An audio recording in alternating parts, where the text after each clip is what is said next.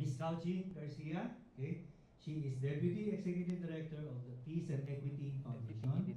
Cauchi Garcia is, she has been with the foundation for 18 years. She handled finance and investments, human resources, and currently now is in programs and partnerships.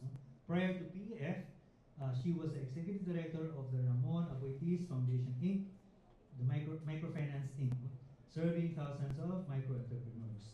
Cauchi is a CPA, Certified Public Accountant, and a graduate of Master's degree in Business, Victoria University, Melbourne, Australia. Okay.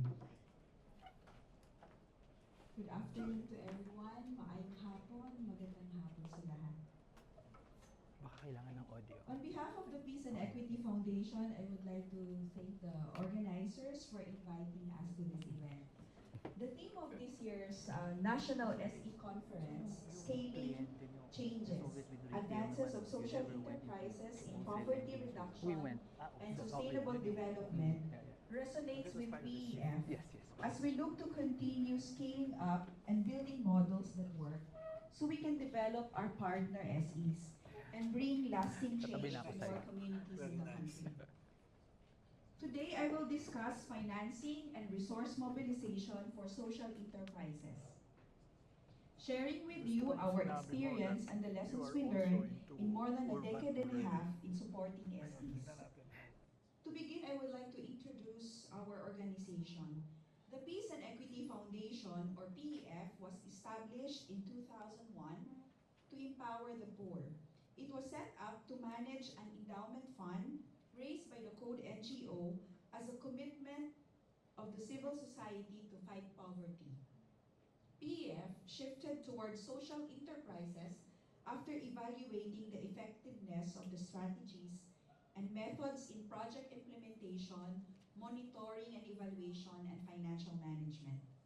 At this time, PEF realized that families have better access or chances of uplifting themselves if they have sustainable livelihoods. With our current vision, we emphasize our renewed commitment to improve the well-being of the poor while enhancing sustainability and resilience against shocks. We aspire to drive positive change in poor Filipino household communities by investing in social enterprises that will provide them with viable livelihood and better access to basic services. PEF envisions self-sustaining and resilient households in our partner communities. Our mission is to promote socio-economic solutions, build capacities, and foster collaboration. We aim that in 6 years, the capacities in governance, financial, and enterprise management of 37 social enterprises and 119 people's organizations will be enhanced, benefiting over 36,000 households in 16 areas of the country. They are mostly farmers and fisherfolk, producing over 200,000 metric tons of agricultural and aquaculture products with an annual economic value of 3 billion.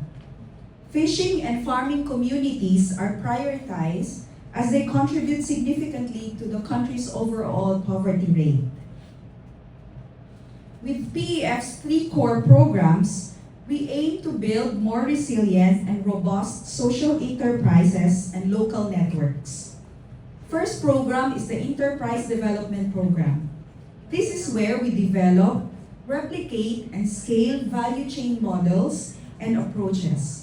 For almost 25 years, we disbursed 2.6 billion in capacity building and financing. 327 million of this amount was after COVID-19 until 2024.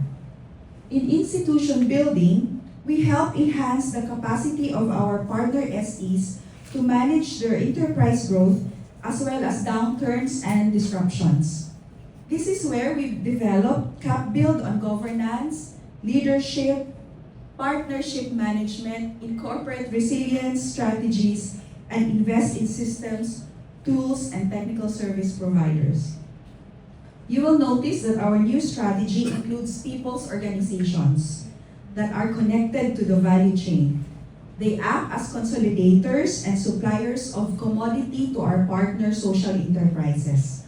They help in achieving the economies of scale and have direct involvement in the community and its development. And lastly, strategic partnerships, recognizing the importance of collective action. Poverty is complex and multidimensional, thus effective and long-term solutions from the knowledge and resources of various institutions are very important. So what is a SE? Broad and Larivette define social enterprises as organizations which pursue social missions or development outcomes that operate to create community benefit regardless of ownership or legal structure, and with varying degrees of financial self-sufficiency, innovation, and social transformation. This slide will show us that there are different types or forms of enterprises that create social and economic value. We are not constrained to one or two types of social enterprises. Depending on the needs and potential of your communities, your organization can consider developing social enterprises. Allow me to briefly describe a few of these SE types. The market intermediary model, where the community produces goods or services, and the SEs act as middlemen, marketing and selling those goods to the market. Employment model focuses on job creation for marginalized groups. The SE directly employs the community and earns revenue through participation in the market. Cooperative model, dito po maraming investments ang PEF. The profits are reinvested or redistributed to the members. The community is both the owner and the beneficiary of the social enterprise. And last, service subsidization model. This is where the SE generates income from the market and uses those funds to subsidize services for the community. My next slides will show a couple of examples of PEF partner SEs. But before that, financing a social enterprise depends heavily on the stage of its growth.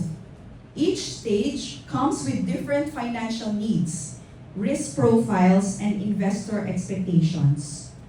PEF can be known in the SE investment space as unang taya, or first bet, or first investor. We have a relatively high risk appetite, especially for the SE partners in our priority areas. Considering our small resources versus the needs of our SE partners, our unang taya aims that our SE partners become investment ready.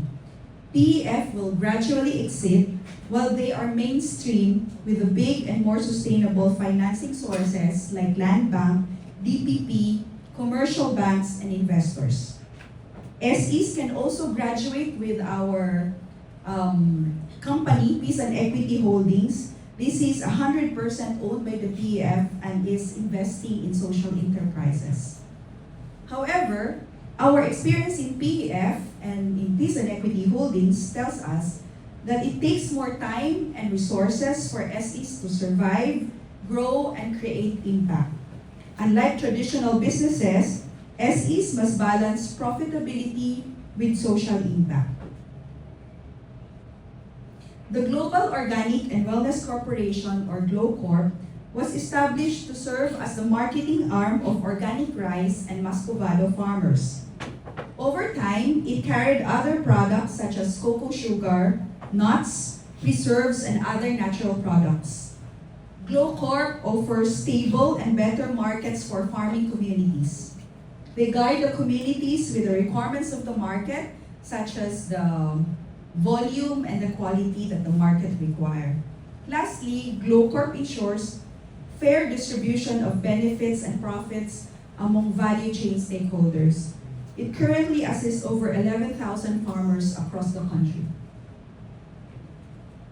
This slide will show us the growth of SE, or GLOCORP, over the years. PEF supported GLOCORP during its startup or early stage. Unang taya is an important investment para maitawid natin ang SE into a growing or scaling stage. we are mindful that the challenges of the SEs during the forming and growing stage are not the same as when they are expanding and scaling. Once the size of the SE gets bigger, the requirements from BIR and other regulatory agencies become more stringent. They have to be equipped in managing their growth as well as the resilience to face any future disruptions on the supply side and on the market side. Okay. The slide here will show PEF's 6-year plan until 2030 that considers financing needs on the production, consolidation, and marketing. PEF learned the hard way that financing and resource mobilization must address the gaps in the entire value chain. Understanding the needs by value chain stage helps investors and SEs allocate resources effectively and manage risk. In Kabangkalan City, Negros Occidental, PEF co-fund with Rabobank Foundation for a sugarcane block farming project. Land Bank, SRA, and DAR, and other government agencies also invested in SEs engaged in sugarcane. But we were all on the production side. The complexity of the industry showed that interventions on the processing and marketing were little. Hence, there were inefficiencies which were unknown and not addressed. The full report of this study prepared by UP EMIT is available in our website, www.pef.ph. In the next 6 years, PEF and our partners need to build 58 strong partnerships, 18 at the national level and 40 at the local level. These efforts will raise some 1.4 billion. Roughly 90% of this amount are leveraged from local and national government. Maraming resources ang gobyerno, both financial and technical, and our view is that working with them is crucial for scale, sustainability, and resilience. With our own resources, hindi po namin makakamit yung vision for 2030.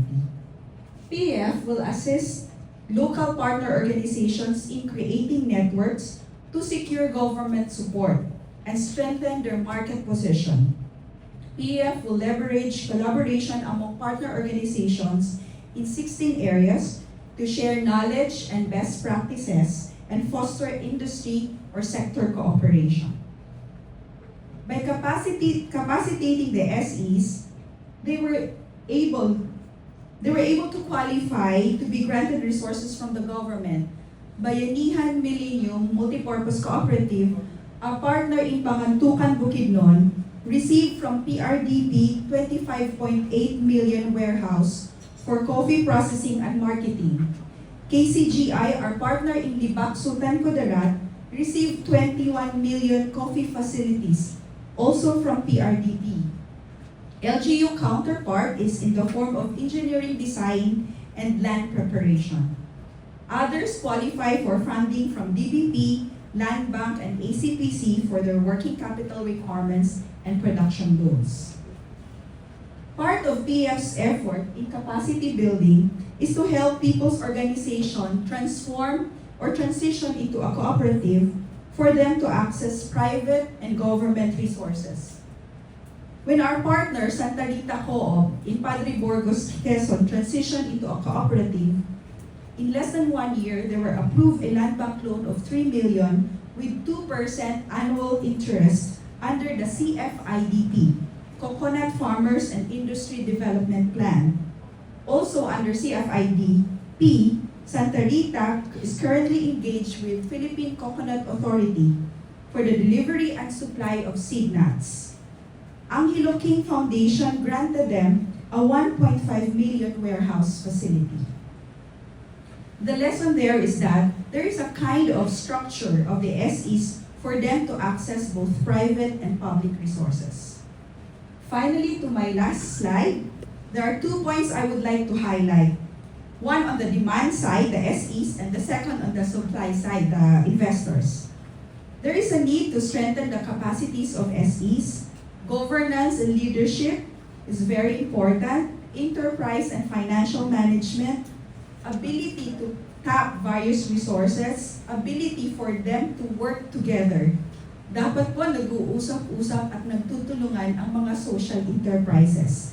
Create a local network or council to strengthen their market position and secure government support. As for the investors in SE, more than appropriate financing or funding to the SEs, the SEs need active investors, not passive. I think investors have a unique role in making SEs sustainable. They have a good understanding of the market, they are good in risk management, and investors can help SEs to scale.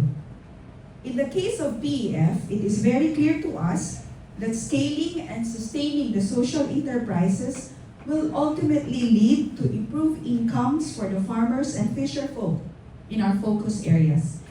Thank you. Some members of the foundation are here with me. We'll be glad to answer your questions later. Salamat po.